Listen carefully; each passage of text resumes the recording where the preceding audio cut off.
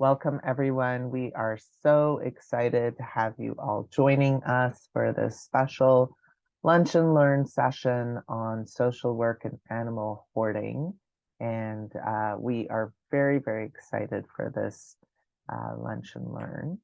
And before we begin, we want to take a moment to have a land acknowledgement. So I want to invite you to join me in the chat and acknowledge the name of where you are located using the correct traditional ancestral indigenous name. So if you go to the link placenames.mapdev.ca, you can find, it's a nice interactive map that you can find both the colonial name and then the indigenous name. And if you can use the indigenous name when joining me in this land acknowledgement, that would be great. And please put it in the chat.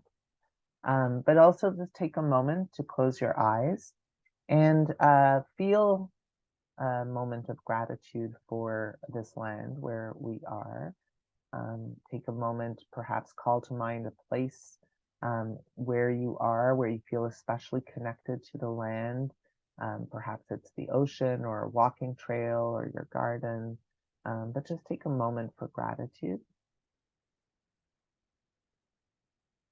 I would like to begin by acknowledging that I am speaking from Unama'ki, which is located on the ancestral and unceded territory of the Mi'kmaq, whose inherent rights were recognized in the peace and friendship treaties that were signed with the Mi'kmaq, Maliseet, and Passamaquoddy peoples from 1725 to 1779. This series of treaties did not surrender Indigenous land, resources, or sovereignty to the British Empire, but instead established rules for an ongoing relationship between nations. The treaties were later reaffirmed by Canada in Section 35 of the Constitution Act in 1982, and they remain active to this day. Let us take this time to pause in reflection and gratitude for the land where we live and work.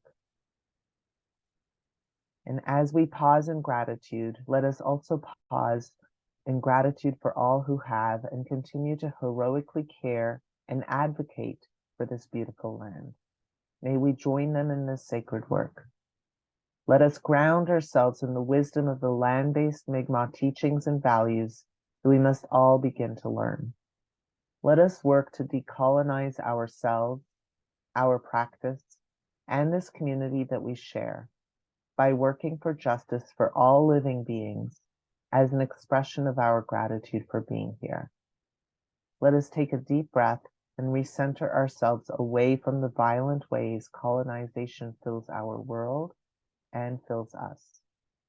Let us take a deep breath and work on letting go of the unconscious bias that is everywhere, inside and out. May our session today lead us to be in right relationship with this land and with one another. When we acknowledge the land, we must also begin to acknowledge the wisdom of this planet and align ourselves with its truths. We are all treaty people. So how does this impact what we do and how we do it? And how will it guide our work together today? The Nova Scotia College of Social Workers commits to translating this acknowledgement into action by seeking to implement the recommendations of the Truth and Reconciliation Commission's calls to action, especially those regarding education. We commit to doing what we can to becoming better treaty partners. We commit to learning and to unlearning.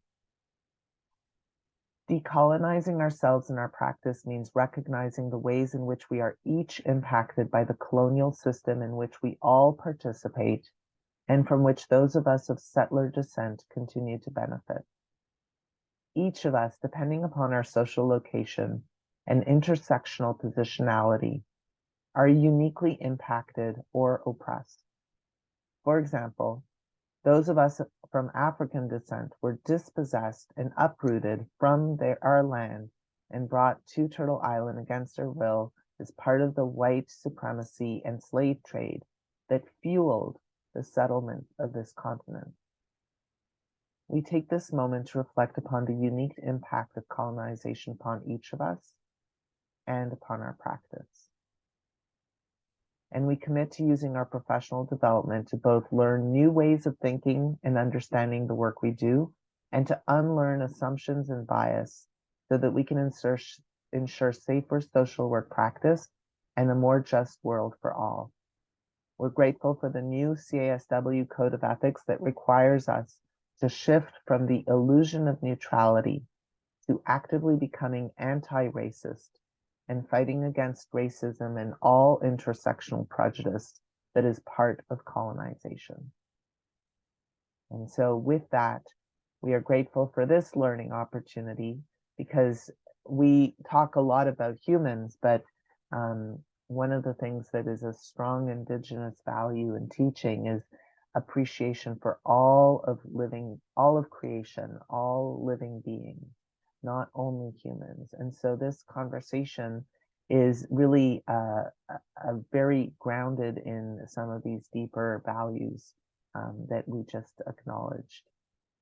And so I want to take this moment to thank Amberlee Boulton for joining us. Amberlee's interest in animal hoarding began while completing her Master of Social Work practicum in veterinary social work at the University of Calgary's O'Brien Institute for Public Health.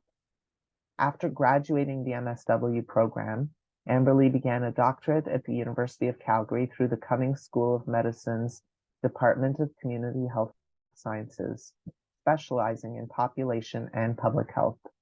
Her focus was on occupational health and safety of first-line responders to animal hoarding. COVID and a toddler meant a pivot away from research for now, and Amberlee is currently practicing clinical social work in Antigonish at Mindhouse Wellness. And so with that, I'm very excited to introduce Amberlee.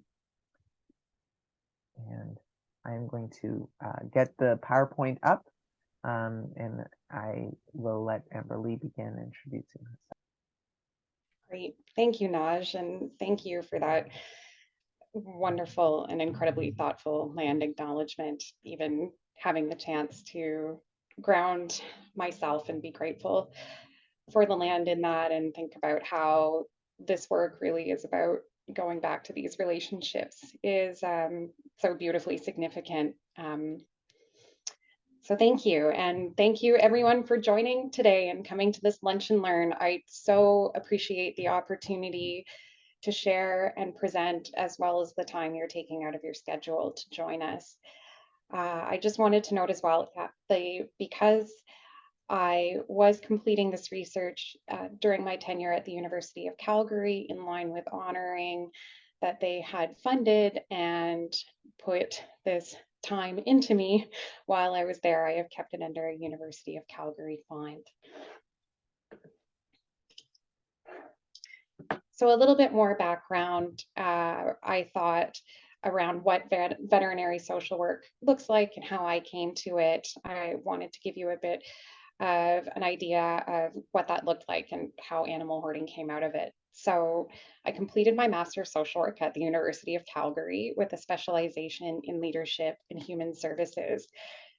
Graduated just as COVID began in the spring of 2020. And during this time, I moved back to Nova Scotia from Alberta to be on our farm and try and keep up some sustainable practices in it, and actually never ended up going back to Alberta, as so many of us have stories around that, but have kept up a very warm relationship with my supervisor, who I worked with in both practicums at the MSW level and the doctorate. So that was Dr. Melanie Rock, an adjunct professor in the Faculty of Social Work and full professor and head of the Human Animal Health Promotion Team through the Cummings School of Medicine, Community Health Sciences Department. I worked with Dr. Rock in my foundation placement at the MSW through the O'Brien Center of Public Health, and my specialization placement was with the Brenda Strafford Center on Aging, which was also part of the Center on Public Health. My foundation placement focused on veterinary social work, specifically research regarding multi-species entanglements in public health. This included dog bites, isolated older adults with companion animals aging in place, walkability studies, and analyses of off-leash park etiquette. Incidentally, Calgary has also been recognized internationally for its laudatory pet-friendly policies, including prominent pet licensing incentives, subsidized spay-neuter programs, and their anti-breed specific legislation. This makes the city an ideal case study for comparative research and has also earned Calgary the moniker of being a model city. In more recent years, some of the bylaws have shifted, but we continue to advocate, and Dr. Rock and her group of researchers, which is very wonderful, and there's a link to all of us at the end of it, continue to be great advocates for these policy pieces. After graduating from the MSW, I was accepted into the Cummings School of Medicine, Community Health Sciences doctoral program with a specialization in population and public health. My specific focus concerned relational ontologies, which include occupational health and safety, and trauma-informed practice in responses to animal hoarding. Outside of the United States, there has been extremely limited research regarding the incidence, etiology, etymology, and policy responses to animal hoarding as a significant mental health and public health crisis. My research focused specifically on the meso interventions municipal responders were using to address and reduce incidents of animal hoarding in their jurisdictions. Unfortunately, during my first year of research, I had a rather complicated pregnancy, resulting in a long-term stay at the IWK hospital.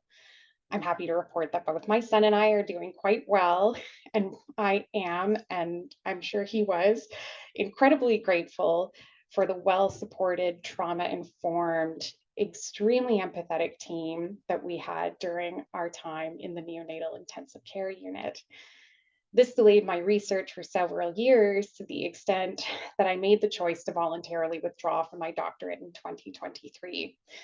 Very warmly, very well supported by the department, and very happy with all of my mentors and colleagues.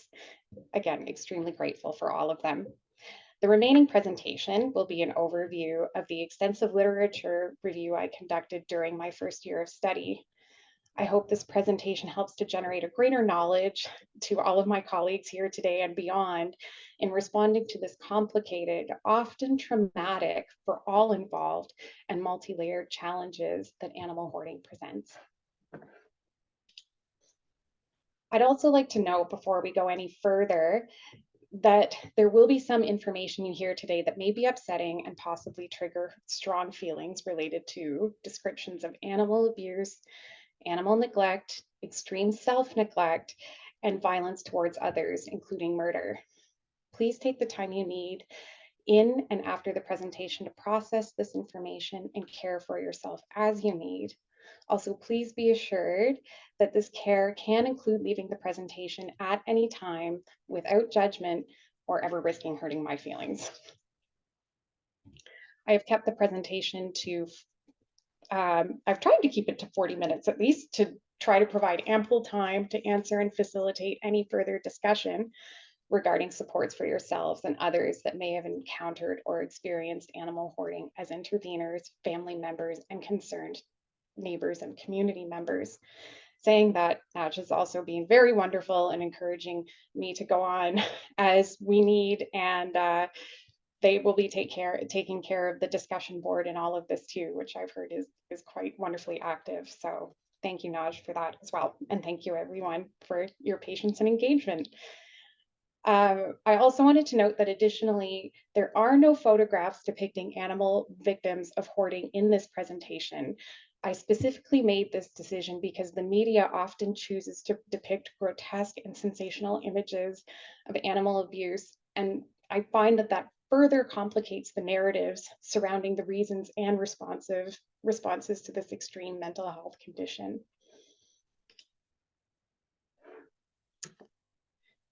So as we get into the overview of what animal hoarding actually looks like and is motivated by, I want to continue my point regarding media depictions of animal hoarding. Very little research on animal hoarding was conducted before 1999, Dr. Gary Patrick's publication on animal hoarding at that time is viewed as a seminal text for acknowledging and catapulting animal hoarding into human mental health and veterinary epidemiology. It's almost always sorted in any of the readings that you will do from that point onward. Dr. Patrick's work has continued through the creation of the Hoarding Research Consortium, or HARC, based out of Tufts University in Boston. To acknowledge all the names in this group would be difficult, but I would like to say there is a continuing multidisciplinary group out of Tufts that advocates and contributes to growing peer-reviewed literature defining object and animal hoarding through qualitative and quantitative research, including media studies, short-term interviews, systematic reviews, and therapeutic control groups. As the quote above states, incidents of animal hoarding always create suboptimal animal welfare and adversely affect the environment and human health. When I began my research, what I found particularly galling and fascinating in animal hoarding literature was the high incidence of language in publications that included the words always and 100%. Hoarding objects and or animals has also been added to the most recent diagnostic statistical manual, DSM-5, with hoarding disorder noted as a subgroup of obsessive compulsive disorder. This is largely in thanks to what HARC has been doing out of Tufts. Although most research finds this delineation under obsessive compulsion not completely fitting, and more recently looked to delineate definitions of hoarding under addiction and substance use disorder. Some researchers have also previously referred to people that hoard companion animals as collectors, but in line with the social work researcher and older adult advocate Jane Nathanson, I also find the word collector to be too benign. I will also use the word pet and animal companion interchangeably during this presentation. Although animal hoarders are often also collecting objects, their responses to treatment and reasons for beginning collection vary widely from object-specific hoarding. Object hoarding can also see incidents of being cured or managed through cognitive behavioral therapy, where animal hoarding does not. Conversely, animal hoarding almost never responds to treatment, and the hoarders involved are actively, if not violently, reactive and resistant to any perceived criticism or visual cues that negate their reality, i.e., that they believe that they are caring perfectly for themselves and their animals, no matter what the evidence shows them to the contrary. Prominently, Patrick, Frost, Stikiti, and others have acknowledged that animal hoarding can be impacting anywhere between 1% to 3% of the population in the United States at any time, thus numbering in the thousands. They also acknowledge that records of hoarding are mostly found through animal welfare, court documents, or media reporting, so the actual amount of people hoarding animals and their predisposition to extreme isolation is thought to be significantly higher. Through their early research, HARC was struck to help define and delineate animal hoarding as a mental health and public health issue. Patrick and HARC created 3 conditions of animal hoarding that are largely accepted as the common definition. These terms are especially helpful in recognizing the difference between people that have large number of animals that are well cared for, such as professional and registered breeders, farmers, veterinary services, and kennels, as opposed to people that accumulate animals and cannot provide adequate or even life-sustaining care for their companions. There is no specific number that coincides with a large number of animals in this definition, although most hoarders have collected between 15 and 120 and upwards of 300 animals living in their home at any one time. This is in deference to professionals and people that can sustain larger amounts of animals without harming or neglecting the animals and the environment they're living in, including the houses, kennels, and barnyards that are available to them.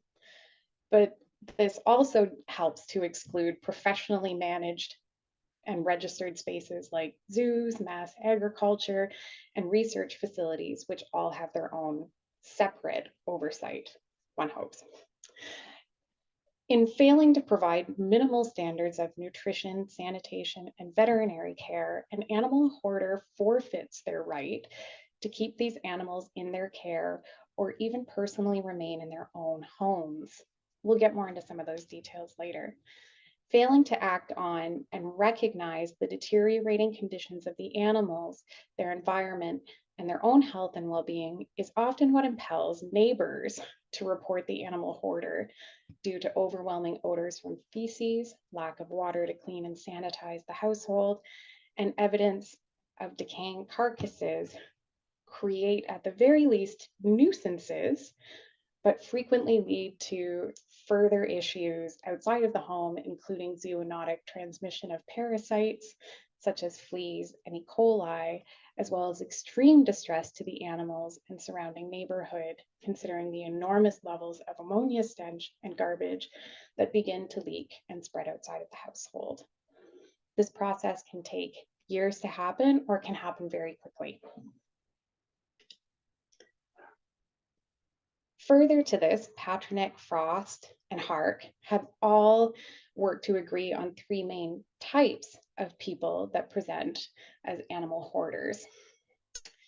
This is interesting and complicated in and of itself in a way because, again, it starts to pathologize and kind of go down a psychology route, but these are definitely the trends that they have seen in the responses and interventions and even the people that have come forward for interviews.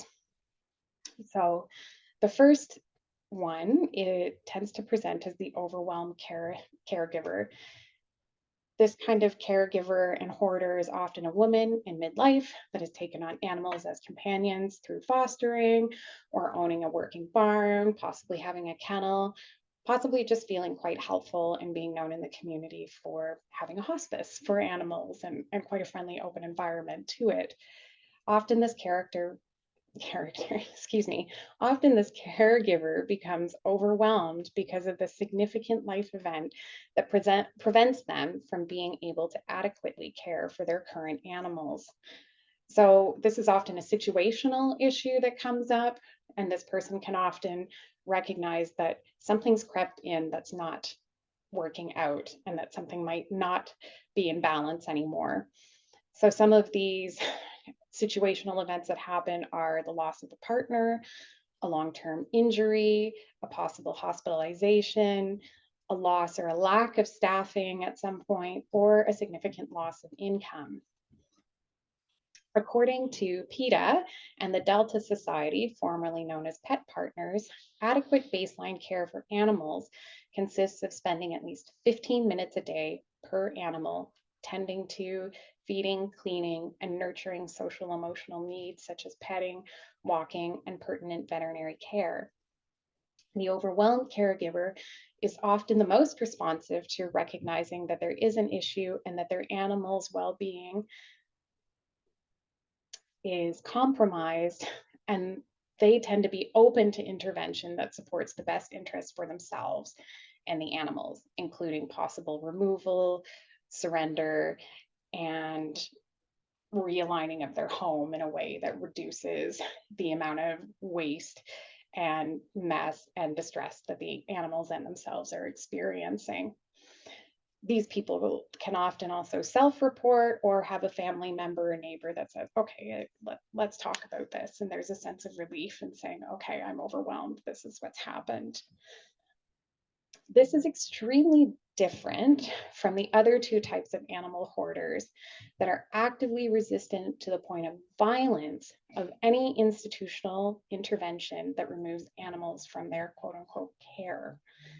The exploiter hoarder is typically male identifying or a couple in a heterosexual relationship. The exploiter can be identified by their motive and why they're hoarding animals, either for profit or self-gratification. These hoarding tendencies typically present as an asocial, sociopathic, or psychopathic use of animals for human gain. particularly if you're thinking of puppy mills and how that's misused, or using dogs to defend your area and building up that. And there's often no regard for the empathy for the impact on the animal that collecting multiple animals might have. The exploiter also tends toward hoarding dogs or animals they can use for fur, like rabbits, foxes, and minks. This differs again from the rescue hoarder, who is typically female identified, middle aged to older adult, very much skewing to the older, and often feels that it is their personal mission to save animals from institutions that have traditionally also failed them. So these are the women typically that go out and rescue animals in the interest of keeping them out of kill centers. The rescuer is also adamant that these animals in her home are given complete free rein to be themselves without any type of human inflicted barriers. They often hoard cats, but can keep dogs, birds, rodents, and barn animals such as horses. But typically and mostly it's cats. The animals in this space are allowed to defecate wherever they would like to or are confined to.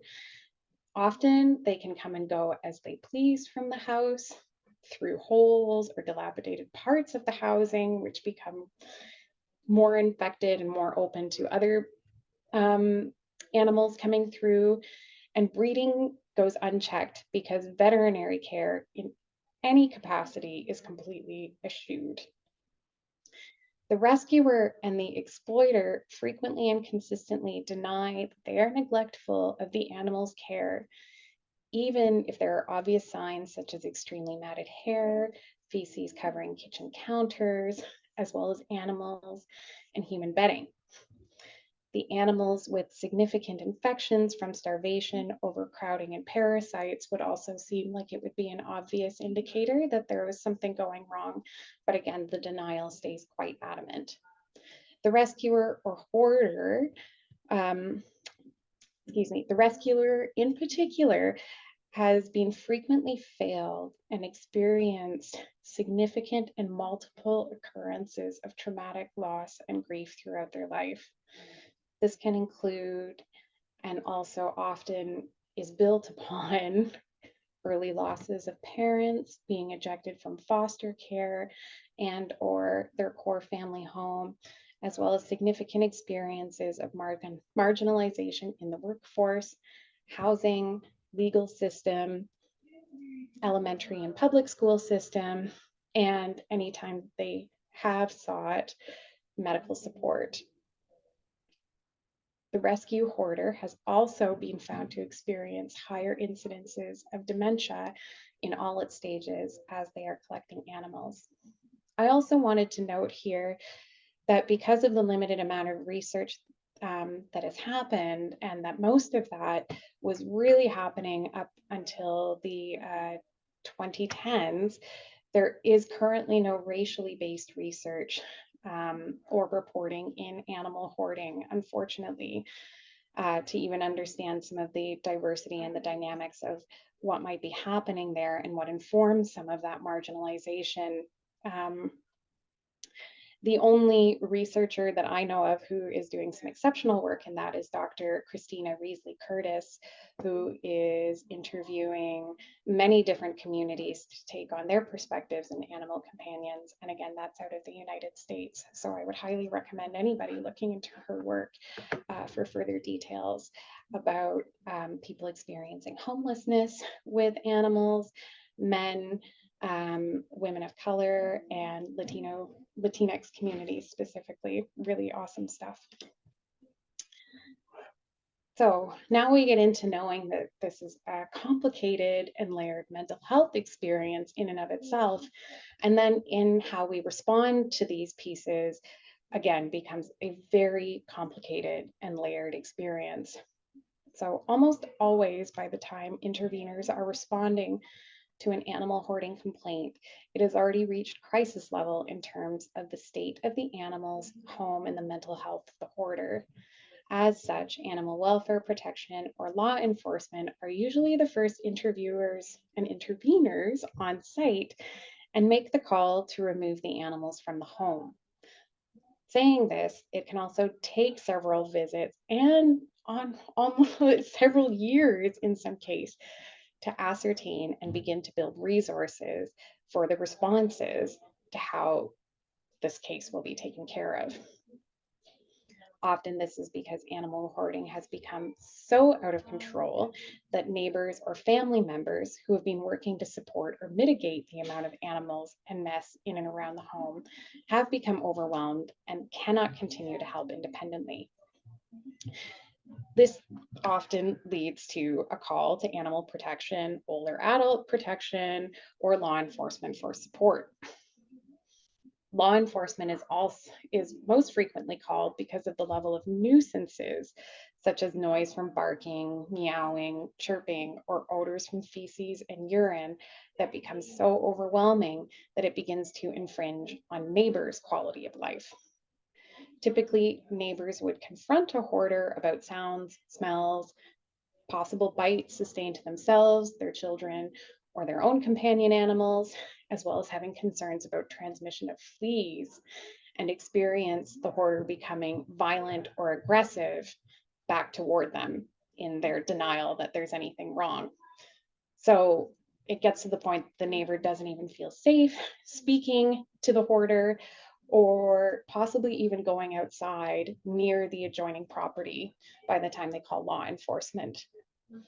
Once an animal hoarding case has been identified, the state of the animals and the house are able to get inside. Oh, sorry, my sentence got a little mixed up there. Once an animal hoarding case has been identified, the responders need to get into the house to be able to see the state of the animals and the home. This can also take a while because the animal hoarder is often resistant to anybody coming into their home, even though there's a blatant denial that there might be anything wrong.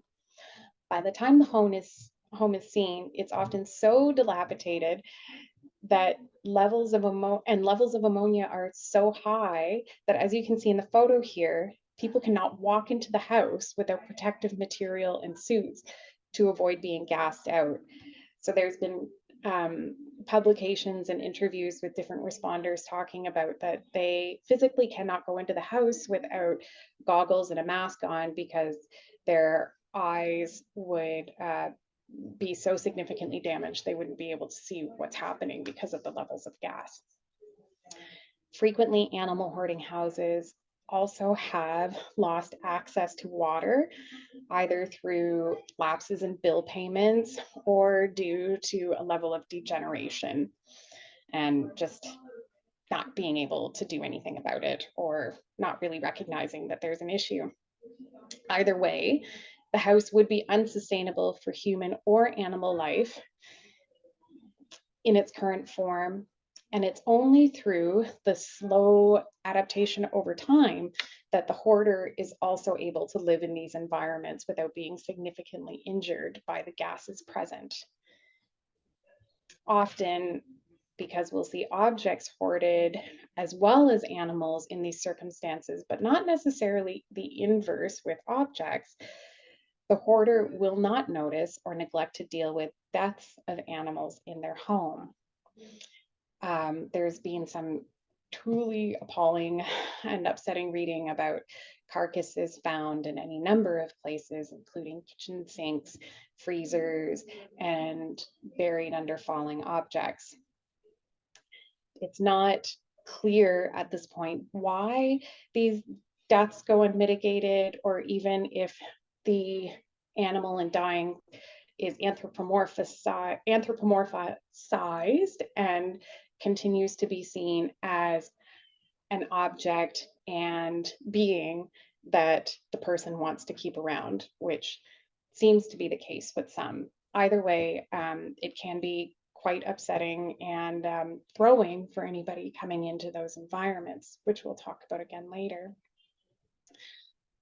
I also want to stress the word legal animal removal here because uniquely animal welfare protection agencies such as the Humane Society and the Society for the Prevention of Animal Cruelty, the SPCA, are the only non-law enforcement entities in Canada that can enforce legal searches and removal of animals from a person's home. So law enforcement specifically relies on these charities and nonprofits to assist, analyze, enforce, and often be the first in line to remove animals from a home in hoarding cases, as well as animal cruelty, neglect, and domestic violence cases before or coinciding with law enforcement coming in. We'll come back to this point later as well, but I wanted to particularly also recognize that Kendra Coulter has been writing on the increasing feminization of the animal welfare world, and that the charitable labor force lends itself to being dependent on funding and having more risks of violence than many of the other enforcers, quote unquote, would face as they're coming into these spaces. So with that in mind, when we're looking at animal welfare in particular, or law enforcement coming into these spaces, a warrant is issued.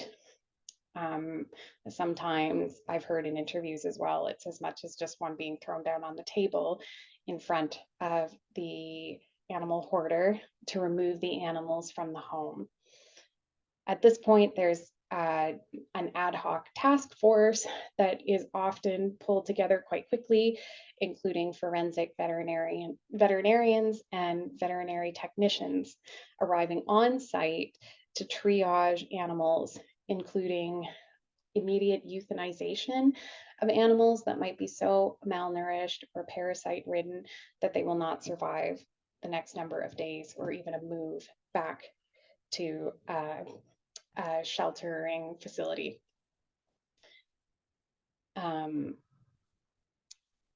It's quite sad and often leads to a number of other various traumatic experiences that we can acknowledge veterinarians suffer in particularly, and veterinary technicians. And there's been a concerted effort in the veterinary social work world in partnership with veterinarians to start really looking at preventative mental health in these career paths because of the high incidence of suicide as well that these professionals are in these professionals that are occurring, specifically because of the level of trauma that they are experiencing with euthanizing animals in daily practice, as well as if ever coming into contact, and some quite frequently come into contact with animal hoarding. Additionally, firefighters also arrive to help assess the safety and establish guidelines for entering a home that is potentially a toxic site. The fire department will also work further with public health and housing inspection to determine if the home should be condemned because of the level of damage accrued by the large number of animals. This often comes down to the amount of feces and urine present in the home, which could be upwards of 3 feet of accumulated waste in basement, bedrooms, and bathrooms, not to mention what covers the walls and issues with mold because of open holes, broken windows, and lack of heat and water. Social workers are also, but not always, present on scene to assess and assist with the hoarder, older adults, and any potential children that could also be living in the home. Although we do not speak in great detail about animal hoarding and its connection to the link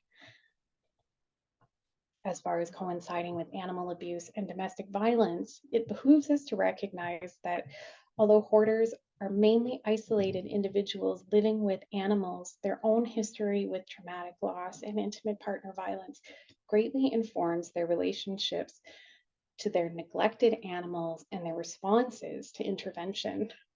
Hoarding couples can also have children present, and object hoarders also often have family members living there. So again, there's all these kind of layers of subtleties that we're seeing and nuance in how somebody is living with these animals and what other people may be adapting to these spaces as well. So even more complications to these responses on top of bringing in these teams and the potential impacts that it has on everyone as they experience these removals.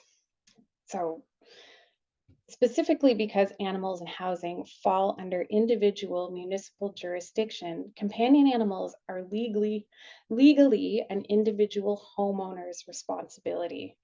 Companion animals are named and legally understood as property in the same category as inanimate objects that are part of responsible homeowning maintenance, such as fences, sidewalk spaces, and interior belongings. So that means when we're talking about anything to do with dog bites, free roaming animals, and in this case with animal hoarding, where the animals and the stench of them become overwhelming, it's all considered under the same rules of maintaining a good house and what bylaw can do around that and infringing on other people's quality of life. Therefore, although animals are living beings, they are considered under insurance clauses and policy as part of the individual's home assets.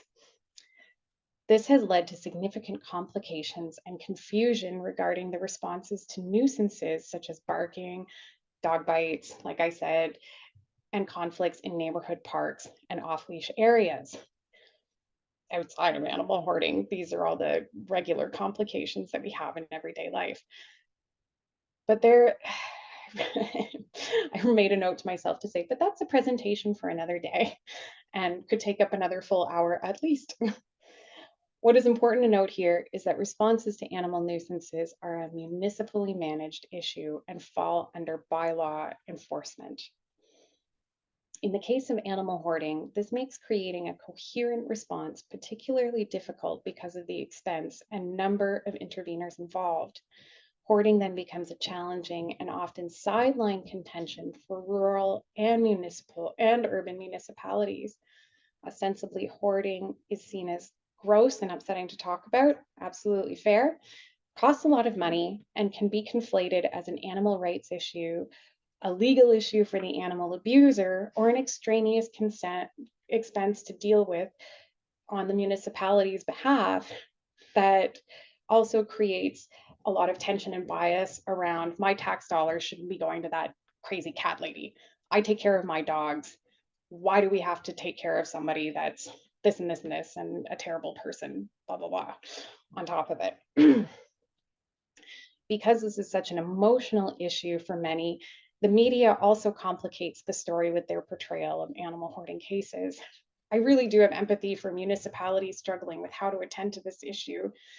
Task forces would need upwards of hundreds of thousands of dollars to support animal rehabilitation, animal housing, and housing restoration, not to mention the initial removal of animals and frequent check-ins leading up to and managing the removal if it was going to happen. So in an ideal world, that's what we would have. I'll come back to this later as well, and how object hoarding is being supported in larger cities with a similar model.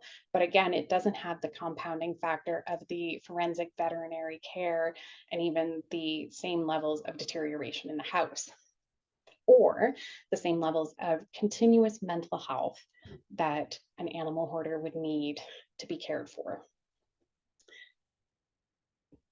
Saying this, we also know that the research, although significantly underreported, neighbors and family members try and work hard to mitigate animal collecting over several years, if not decades, before it becomes too overwhelming or too dangerous to continue to assist the animal hoarder.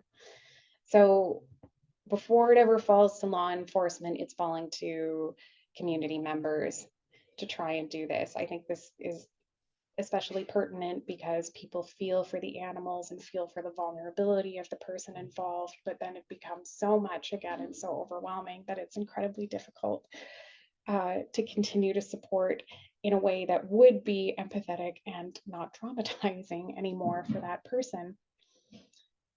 So saying that this happens and these kind of relationships of support happen in both rural and urban communities, we found that rurally, neighbors and family members are often the ones that are stepping in for longer and working harder to feed and protect animals that might be collected on a large scale.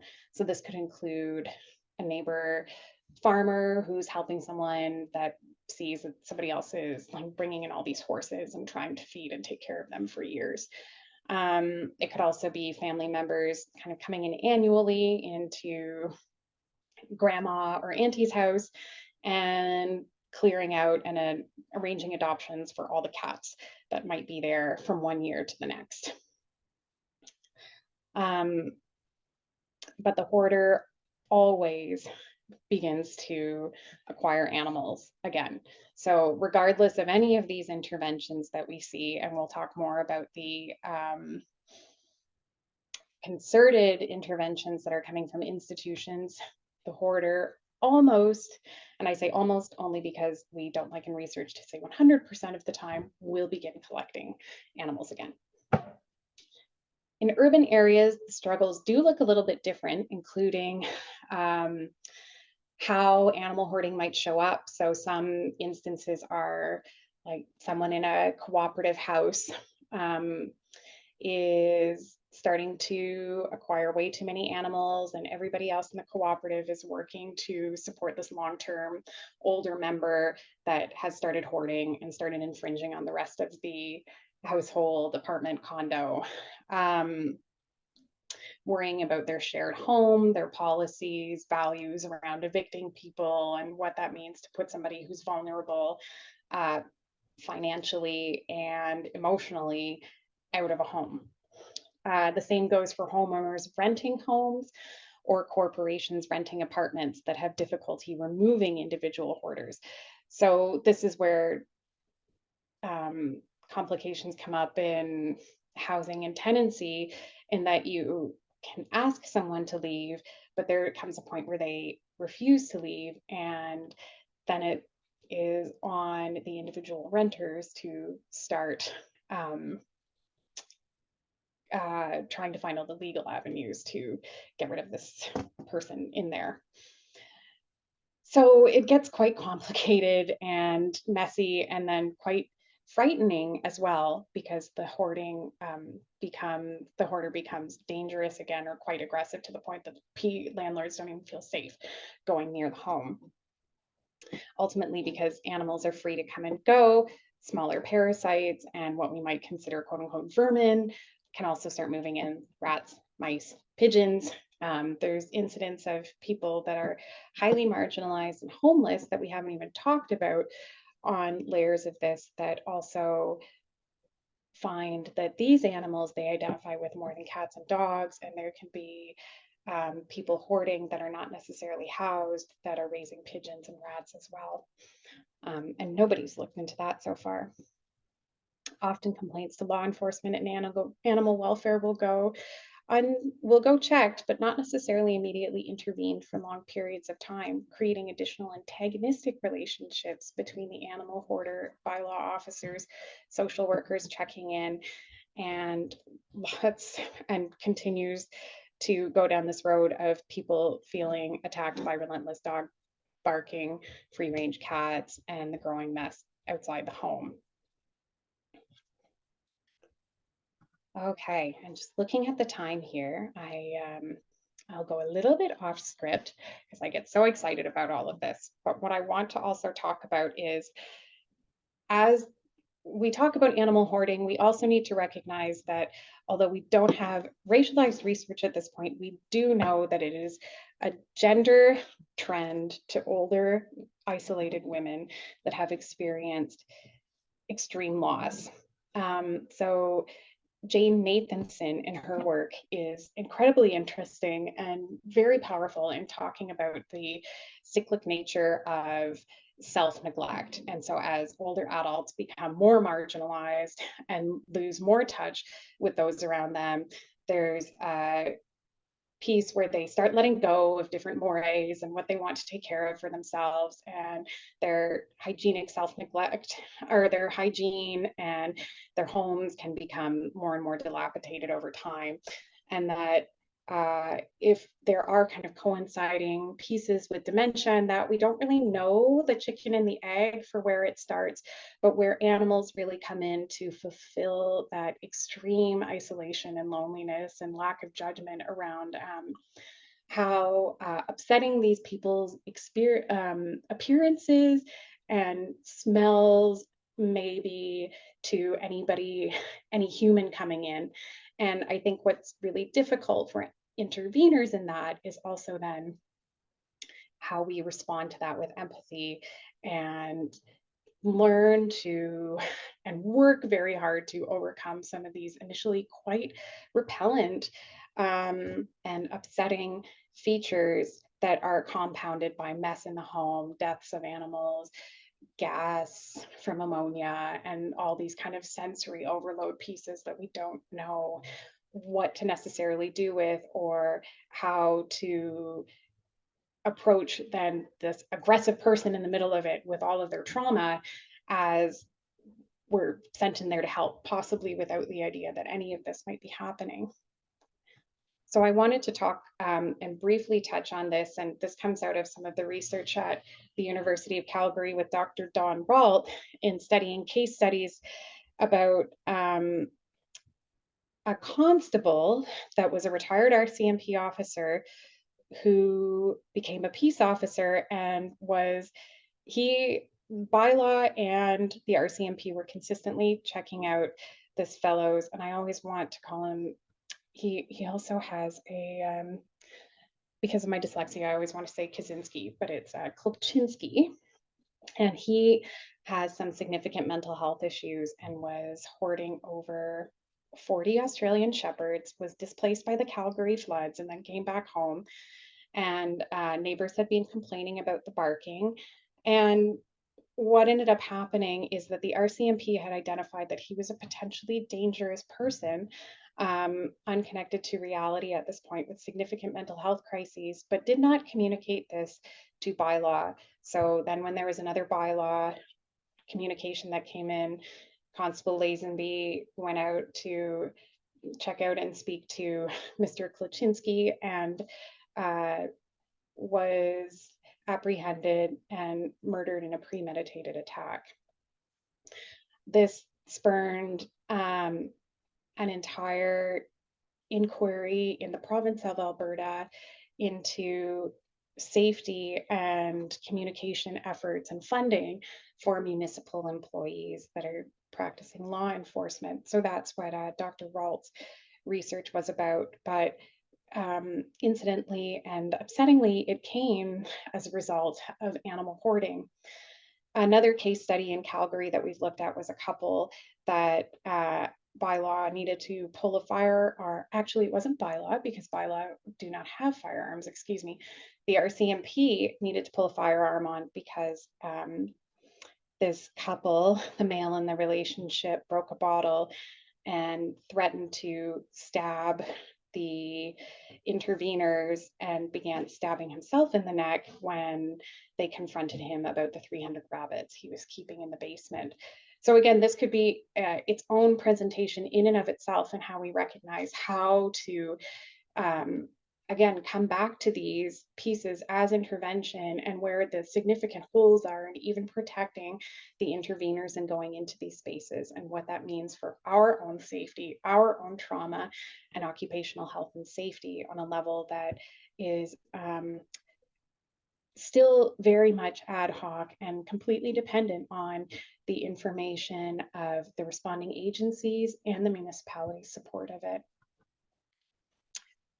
So ideal interventions that we might have are, like I mentioned before, municipal task forces. So this again looks at where this has really helped significantly with object hoarding in Vancouver and Toronto. Different parts of North Carolina and Virginia have also seen task forces go out. But again, it's around really right now a forensic nurse and a couple of firefighters that are attending to object hoarders that are being called in by neighbors and friends, and helping the object hoarder work to reduce the amount of objects that they have in the house so that they are not experiencing isolation and zoonotic, parasitic transmission, and having a better quality of life. So that often includes SSRI medications, cognitive behavioral therapy, and a lot of time looking at photographs um, to recognize the gradual reduction of objects within the house.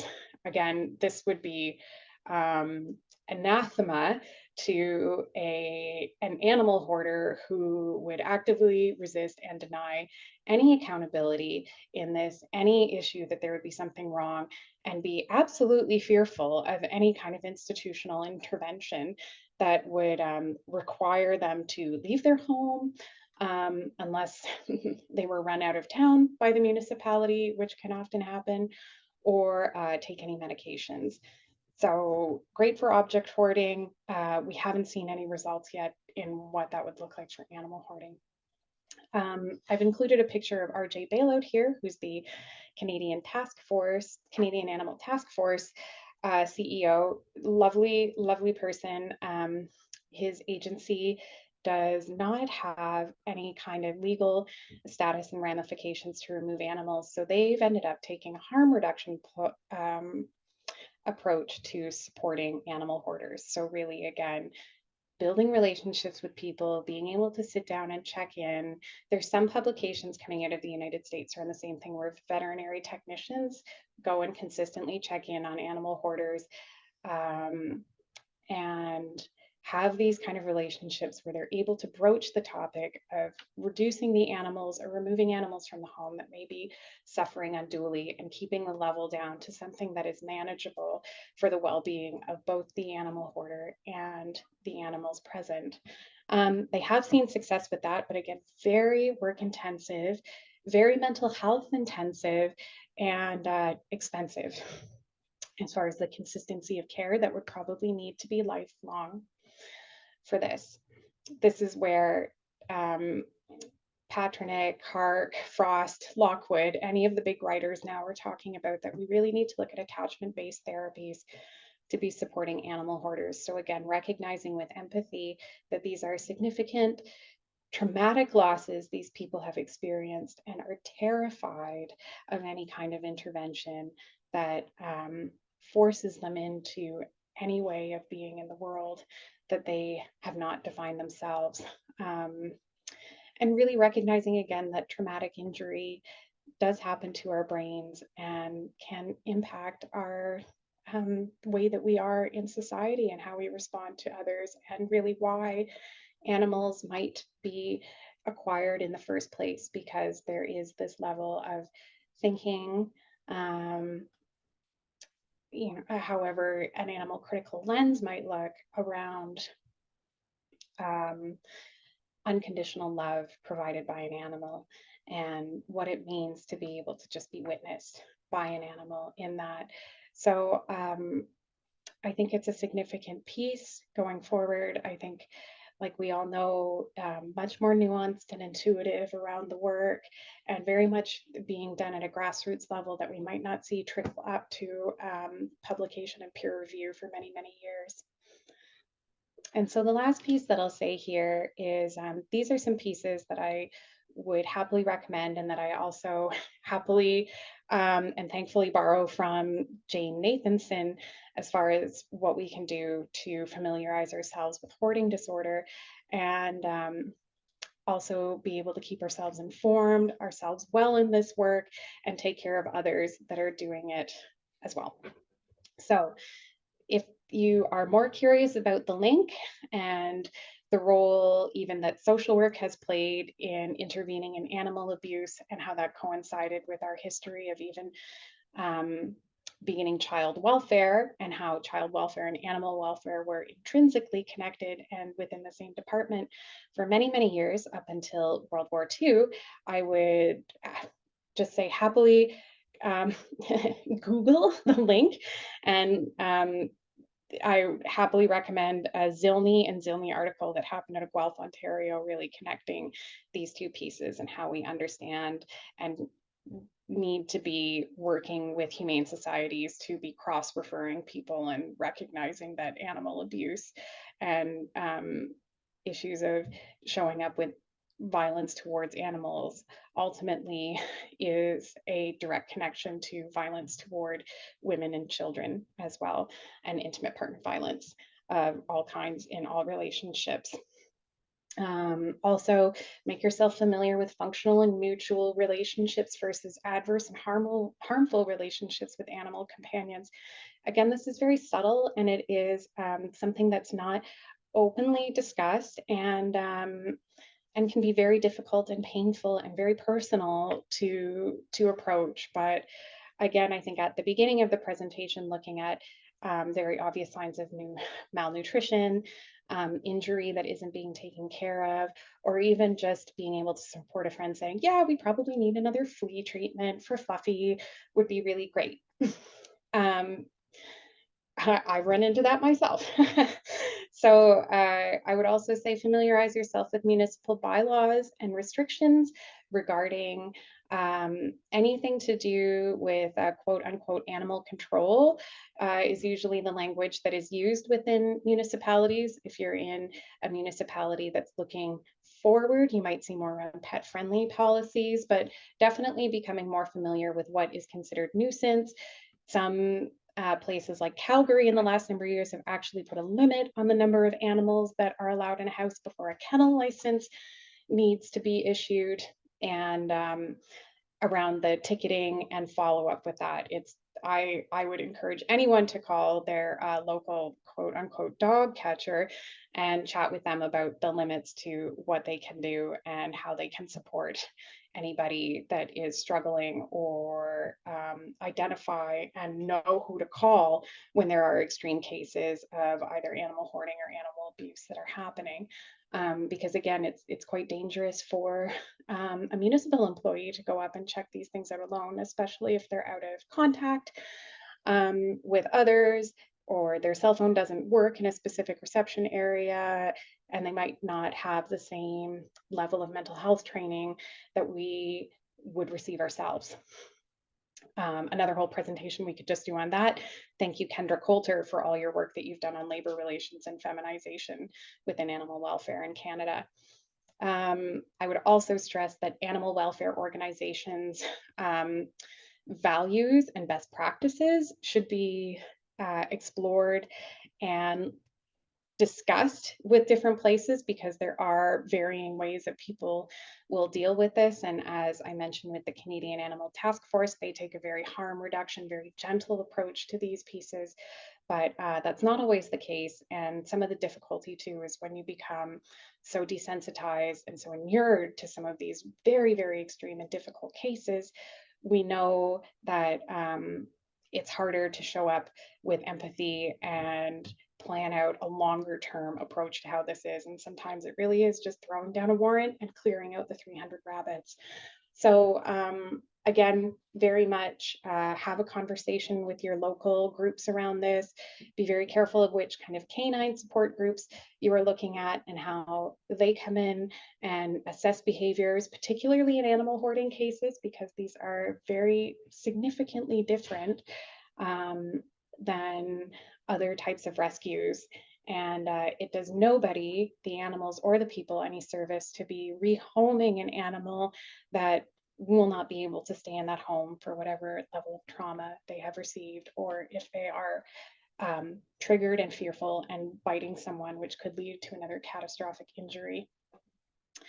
And then also familiarize yourself with the local and provincial interveners. So are there people in your area that are doing this? Who are the people that could be called on, and how might they be able to be linked up in a team if there is an approach that's ever needed? So I see I've gone a little bit over time here, but thank you very much, everyone, for the time and energy that you've given to this, and I appreciate you letting me speak for an entire hour. So I wish you all well, and please, if there's ever any more resources you want to look into, please contact me by email or look to this link for further information on publications. Thank you so much. So we've definitely had a few people who have written some questions down. I'm going to start with the Q&A and then also go through the chat. I know that some people have to leave early, but this is being recorded and it'll be on our YouTube channel. So I'm going to continue because this is such an important topic that we don't think about, neither hoarding, we don't talk about much, but certainly animal hoarding in particular, and the role of social work in animal veterinary care. So grateful to you. So there's a couple of questions about, at the very beginning, you were talking about the different types of people who might experience animal hoarding. And you differentiated between the overwhelmed caregiver and the exploiter hoarder.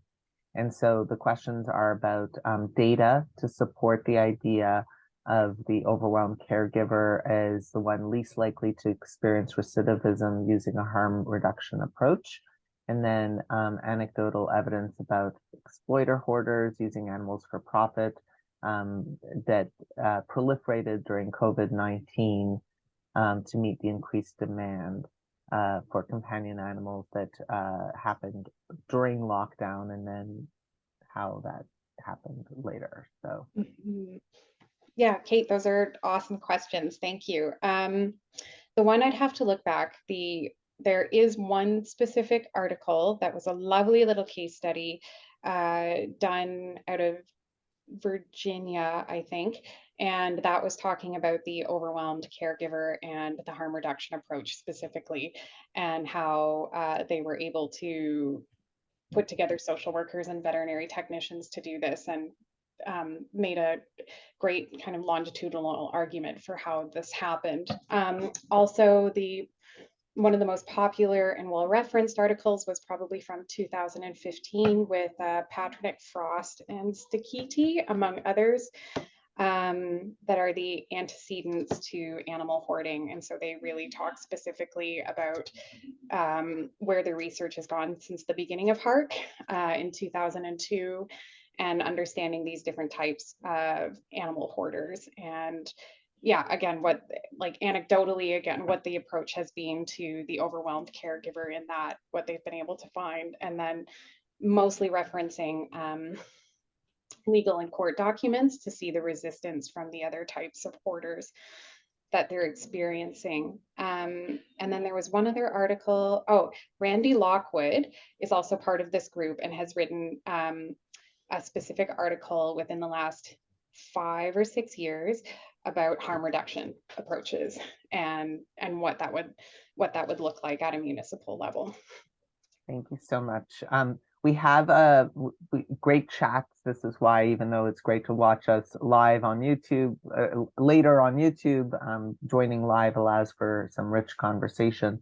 So we have one member that I'm going to just read their comments, that worked with homeless youth for 23 years in Montreal with, and there were several programs where, including a veterinary program, and they were the first organization for the homeless in Canada to officially accept animals into all of their services. And this member ran the vet night and very rarely saw animal hoarding, but usually it was for the purpose of selling, so that exploitative thing that you were describing. And also situations where animals were sexually abused, and that the different kinds of interventions that needed to happen in those situations. And then they were talking a little bit about the different challenges, especially when you're living rough or dealing with that, and then system barriers that contributed to the problems. For example, trying to get into detox or get mental health services when there isn't a place to put an animal, and the challenges for finding sustainable solutions. So I don't know if there's anything you wanted to say. And there's also a great link about the Octava Ottawa Women's Association trying to address domestic violence, and the ways in which animals, animal safety, pets sometimes contribute to whether a partner feels comfortable leaving or is able to leave. So that overlap of all of those different systems, and the challenges that those siloed systems do in terms of causing harm to animals and people. Absolutely, absolutely. Those are, and I mean, it's all connected, and just so wonderful to hear that there was an initiative um, for people that are currently unhoused. Because again, Dr. Reesley Curtis has some beautiful, beautiful articles speaking to this, and just that people will refuse services if they're either precariously housed or unhoused if their animal cannot come with them. They would rather be unhoused and have their animal companion, who might be their only companion in their life for many, many years, even at this point, and their only sense of protection in that world. And will not utilize services if that animal cannot come, and would be, I think, significantly harmfully impacted by not having those animals. So I think Dr. Reesley Curtis's article is called "They're There for You." That's one of them. That's really quite powerful. And to attend to Kate's previous question about COVID-19, I haven't seen anything yet, specifically around people exploiting animals. Absolutely sure it happened, and saw a few media articles popping up around it, but nothing on the higher level yet. So certainly, as now we're seeing the trend of animals being re-surrendered after this time, what that's all looking like, and definitely where it's coming out, where some of these animals were bred and used and sold for exploitative purposes. Yeah, thank you so much. This is a very difficult, painful topic, not well understood. It speaks to the overlap that social work often plays, where, when you were talking about veterinary techs going to do harm reduction therapy with hoarders, it was like, whoa, this is clinical work, really complex clinical work, but rarely is there even any training around veterinary social work. So thank you for helping us expand awareness about what that exists, what that looks like. Maybe the Atlantic Veterinary School will partner with some social work programs on this issue. It seems like definitely a big issue to be thinking about the psychosocial structural components, the ways in which individuals' previous experiences of trauma and their own intersectional identities and attachment and trust levels are all impacted, and the role of violence in all of this, and how many different situations the symptoms seems the same, but the cause and the root issues are so radically different. So helping us just begin to expand our understanding and understand the role of different treatment modalities. And so grateful for the awesome chat and the resources being shared. Thank you to those participating there. But Amberlee in particular, thank you so much for sharing of your expertise, your passion, your compassion, your research, and helping us begin to have a broader understanding around this issue, especially as we have a lot of our members that do home visits that may encounter this or hear about a neighbor and not know what to do or how to do. So I think that's the last question that I would say is, what would your recommendation be if one of our members is doing a home visit and they hear about or see a situation like this? What would you recommend they should or should not do in such a situation? Um, Walk very gently, I think, with a lot of tenderness, which is not the easiest to do in these situations. But I think, as we also understand with any kind of child welfare situations, people already know on some level, even if there's overt denial, that they are vulnerable and that somebody is coming, and most likely coming to take away their babies, whether this be animals or children. And so, how thinking about how we reduce that fear and that traumatic response that is very legitimate in that case, to seeing someone come in and try and change that, and start having conversations about, what this looks like, and how we're here to support, and that, without making any promises. And maybe it won't even be the first part of the the first discussion, but it'll be, what are the resources that we can have to make sure that you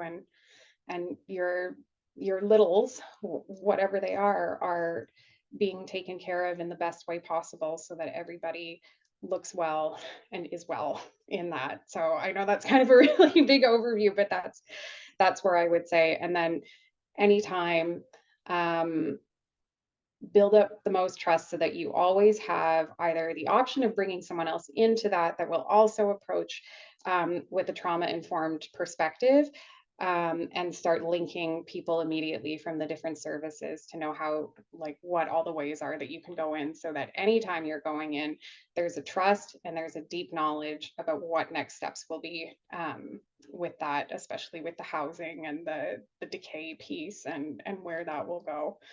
So, also, I think, like, we know, keep those alarms on for how long you should be there, and when people should start calling for any of those pieces, to really do that, immediate response to any potential for violence. Thank you. Yeah, and the issue of safety for animals, for humans, for interveners, and the complexity around that, it definitely, you can see how it takes a team. And it's always good to do this kind of learning ahead of time, so that we can begin to figure out in whatever municipality, what are the resources, what are the laws, the differences around that. There's a link that was shared with us by one of our members, that was a 2-day conference from McGill on animal research and the overlap with social work. We had a day-long conference that you can find on our YouTube channel on animals and social work, where Amberlee and Dr. Sandra Hanrahan from Dalhousie, this is one of her areas of research as well. So we're lucky to have several of you in unceded Mi'kmaq who are passionate about this and joining us. So grateful to you for helping to share some light on this. So much more to learn. And meanwhile, everyone, I hope that you have a wonderful rest of your day. And thank you for everything you do to keep the most marginalized and voiceless protected and safe, and especially animals who can't speak for themselves. So I'm grateful for the complex work that goes into caring for their safety as well. Thank you so much, Amberlee, for sharing your wisdom, your research, your passion, and for helping us provide safer social work. Thank you, everyone. Thank you. Well, I'll leave. Well,